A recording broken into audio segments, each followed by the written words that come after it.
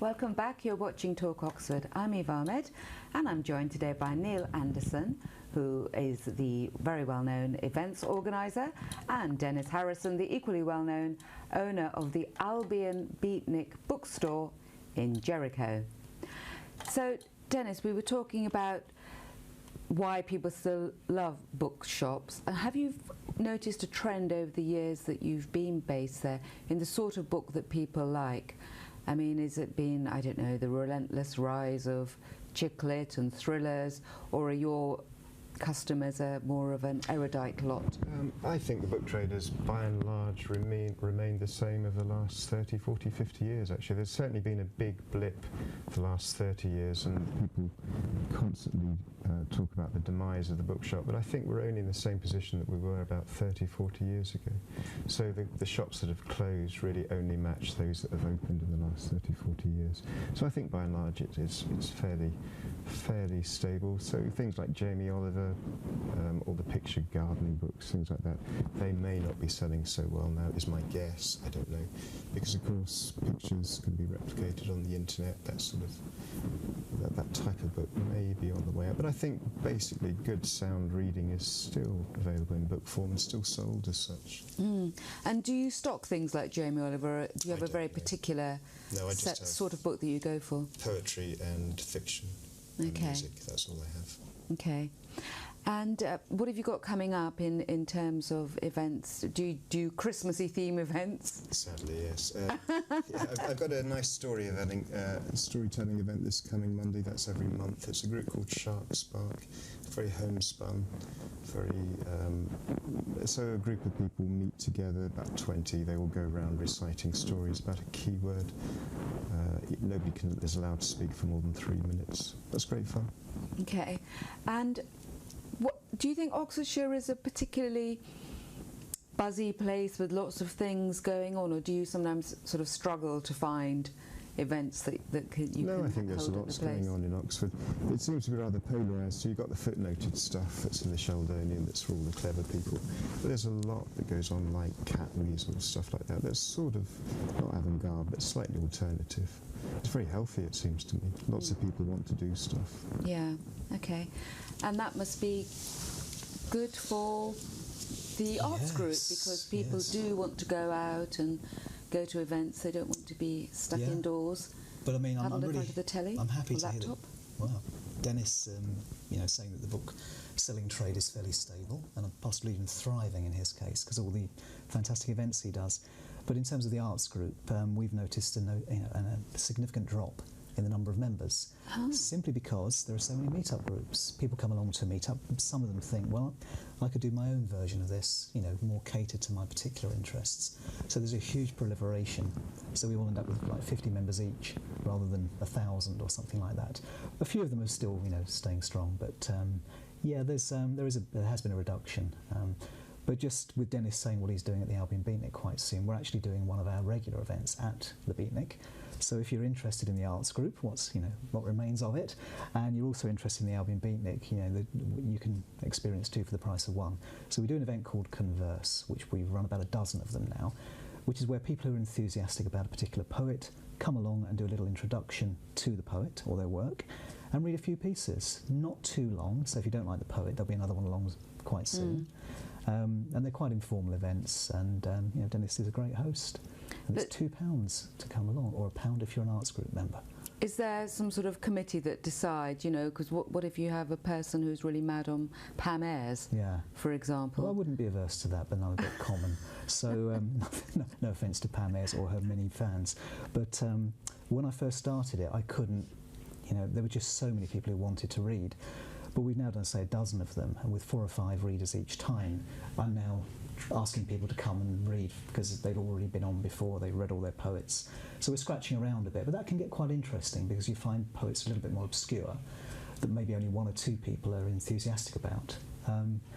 But we try and kind of marry them with better known poets. So we have like Rudyard Kipling at the next one, who most people know for 1 or 2 poems in particular, with some more obscure poets as well. John Glendale, for example, have you heard of him? No. Neither have I. But Ben Clark, who runs the other meet-up group I was going to talk about, Philosophy in Pubs, great meet-up group, he's coming along and he's reading some John Glendale. Yeah. And Ben's a good guy. And philosophy in pubs, it does what it says on the tin, Very presumably. much so, and does it very well. Yeah, Ben's a great organiser, and they meet once a month, usually at the Jam Factory. And it's about 2 hours, and they choose a subject which they let everybody know about in advance, and then they thrash it out on the night. Yes. It all sounds very civilised and sort of learned. Do you not have, dances, for example, discos Funny you should say that. Yes. something of that ilk? Well, isn't that weird? Because on the 12th of December, it's the Arts Group Disco. Aha. Yeah, which is a little bit different to the discos that you might find in most town centres on a Saturday night. Basically because I project lots of videos on the wall, and we have a DJ who's the closest thing I know to a living legend, called Jim B. Donovan, and he runs a record shop in Reading, and it's a record and memorabilia shop, and he has an enormous vinyl vault stretching back 50 or 60 years. So he has probably every record ever made. And if you request something in advance, he'll bring it along to the disco, Yeah. no matter how obscure. Oh, wow, that's a challenge. It is, but he always does the Christmas favourites as well, just to keep everybody happy. Okay. He's very good at doing that. 50 Slade. years experience. Etc. No, not Slade. No, not Slade. You have to draw the line somewhere, don't you? Yeah. Are you going to be going along, Dennis, and testing his knowledge? I've got an event that evening, actually. I've got some jazz. I've got Tina May, wonderful singer, with Nicky Isles, a pianist. Okay. So we're sworn enemies on December the 12th. But how did you two meet? Was it through being rivals, going after the same events or the same performers? Well, it's a bit like that mafia thing where you keep your friends close but your enemies even closer. Aha. Yeah, I thought it was somebody else actually. I went along to bump him off and it was the wrong guy. So yeah, we made up. Well, you're sort of pretty. Your look is very much. I think you could only be a bookseller. I mean, I haven't combed my hair.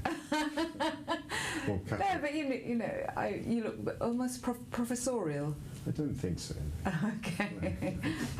I don't read that much, actually. So, like all booksellers, that's the test of a true bookseller. Is it? Yeah, I just listen to what other people tell me and then regurgitate it. That's the truth. Or maybe they're all frustrated writers and want to see their name. Oh, there's a lot of them in print. Oxford, yeah. Yeah. They all I've got 2 writing groups at the moment meeting in the shop. Have any of them been sort of published on a big yeah, scale? Yeah. So poets are very ambitious. Yeah. Yeah, you wouldn't think so, would you?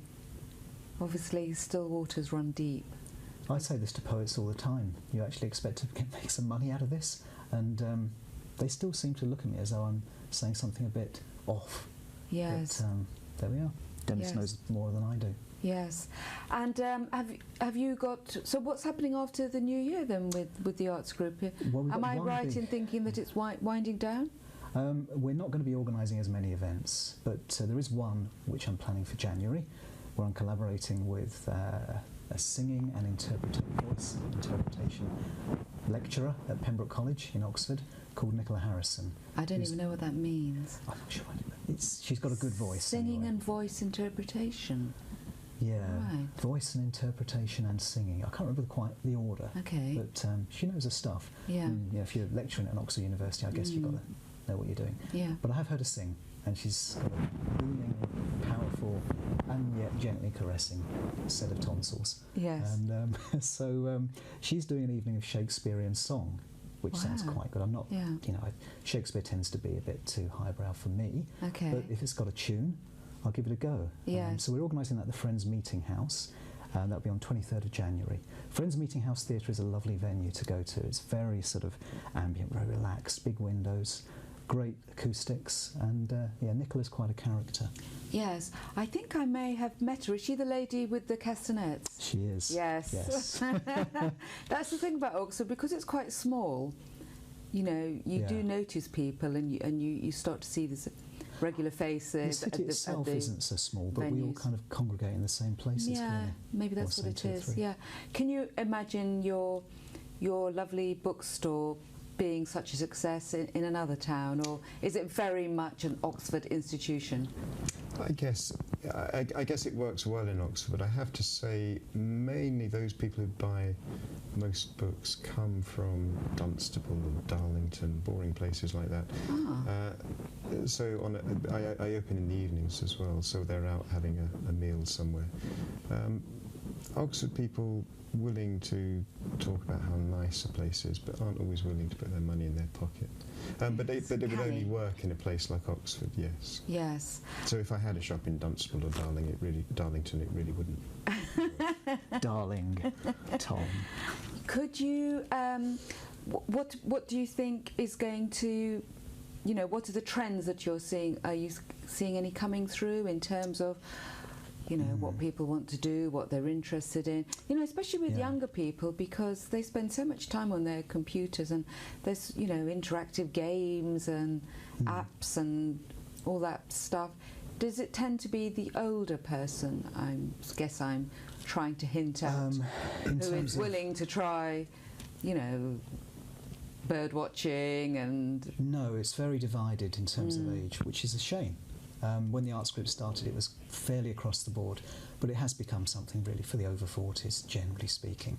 And other groups are actually, they're entitled Books and Wine for 20s and 30-year-olds. Oh, so they very much make a thing about the age. Yes. Isn't that ageist? It's terrible.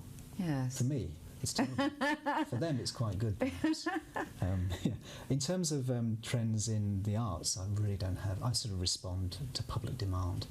What I did find a few years ago when we first started organising events, I saw a few performers in Oxford who I thought were really good and were trying to build a career. And a few years on, it seems to have plateaued. So I haven't seen anybody who's going to break through onto the national scene. I don't know what it takes to get that kind of momentum going, but it hasn't quite happened in their case, which is sad for them, but quite good for us, because it means they're still affordable on the whole. So we can put them on at our events. And but yeah, if they ever do make it big, I'm sure they won't. I won't see them for dust, but I don't mind. I'm sure they'd be loyal and come back. Dennis, what would improve Oxford from your point of view?